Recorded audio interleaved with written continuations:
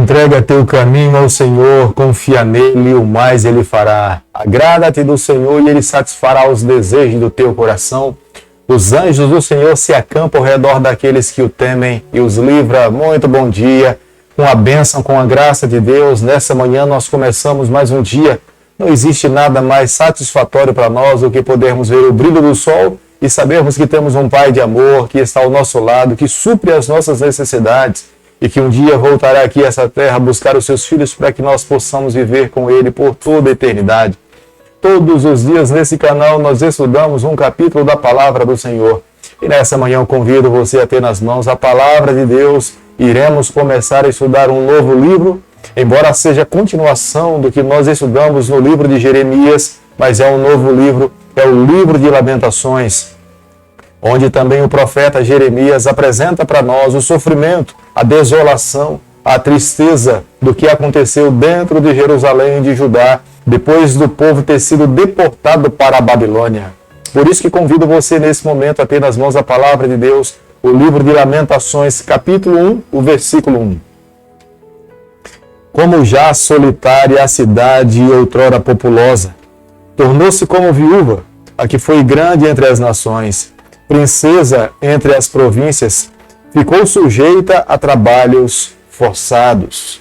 Como eu acabei de falar para você, o profeta Jeremias agora tem a responsabilidade nas mãos de poder nos apresentar como é que ficou a cidade depois que os israelitas foram levados para o cativeiro. Por volta do ano 586 foi quando se deu toda essa deportação, destruição da cidade de Jerusalém. O que na verdade agora sobrava dentro da cidade era dor, tristeza, decepção, choro e lamentações. Uma cidade que no passado tinha sido glamurosa, um povo que foi chamado por Deus para representar o seu nome. Os sonhos de Deus, os planos de Deus para essa nação eram grandiosos, mas em decorrência da desobediência do povo de Deus, o que nesse momento restava para cada um deles era a depressão, tristeza, dor e a morte. Depois que o rei Zedequias perdeu a sua visão, os seus filhos estavam mortos, o sumo sacerdote também foi morto, o templo foi queimado. Toda a beleza, toda a riqueza que existia dentro do templo foi levada para a Babilônia. Nesse momento, o que restava em Jerusalém era a decepção, era a dor, era a tristeza, eram lágrimas sendo derramadas em decorrência de toda a destruição de uma cidade que foi construída para ser uma referência em toda a terra. O livro de Lamentações são poesias, mas são poesias fúnebres.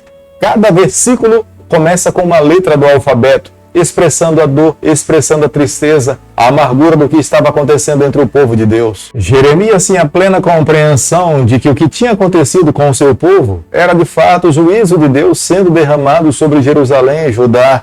O povo tinha desobedecido ao Senhor, Deus tinha sido misericordioso, compassivo. Deus por diversas vezes tinha mandado os seus recados, as suas orientações ao seu povo, mas eles tamparam os seus ouvidos, eles escolheram viver a sua própria sorte. O que nesse momento restava era toda a destruição. Como nós podemos observar no versículo 1 do capítulo que nós estamos estudando nessa manhã, Jeremias começa falando como é uma expressão de dor, é uma expressão de tristeza. É como se Jeremias não pudesse compreender o que de fato estava acontecendo. Como pode ter acontecido isso com o povo do Senhor? Jerusalém era uma cidade desejada pelo seu povo.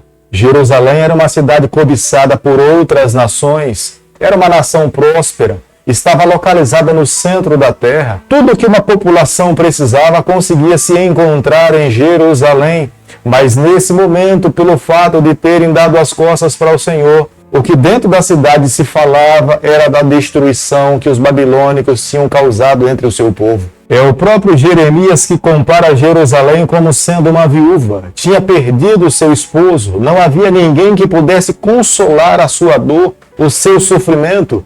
Mas Jeremias claramente declara tudo aquilo que ela estava passando era resultado das suas próprias escolhas. No momento em que os judeus estavam sendo ameaçados pelos babilônicos de serem invadidos por Babilônia, os amigos que estavam ao redor falaram para os judeus que eles estariam do lado deles. Eles lutariam as mesmas batalhas dos judeus.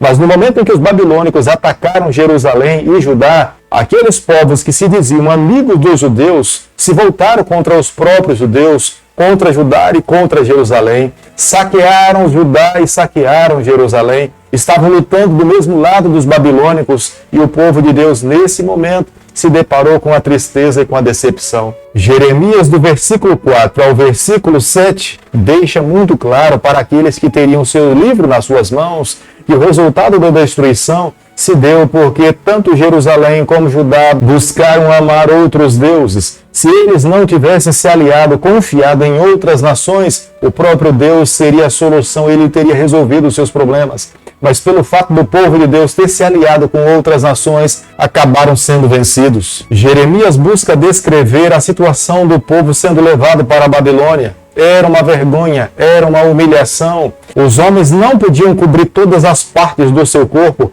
As mulheres eram obrigadas também a parte da frente manter-se despida, como vergonha ao ser conduzida para a Babilônia. Essa descrição é o próprio Deus que mostra a Jeremias do que de fato tinha acontecido com o seu povo querido, chamado por Deus para uma missão especial, representar o seu nome aqui nessa terra. Lamentações, capítulo 1, o versículo 18, diz o seguinte: Justo é o Senhor, pois me rebelei contra a sua palavra. Ouvi todos os povos, e vede a minha dor. As minhas virgens e os meus jovens foram levados para o cativeiro. Nesse momento, Jeremias reconhece e fala através da poesia da fidelidade de Deus. Deus tinha sido misericordioso, Deus tinha apresentado as suas verdades. Se o povo tivesse se arrependido, eles não teriam passado por tamanha vergonha. Mas o que de fato estavam sofrendo nesse momento era resultado de ter se mantido fiéis à palavra do Senhor.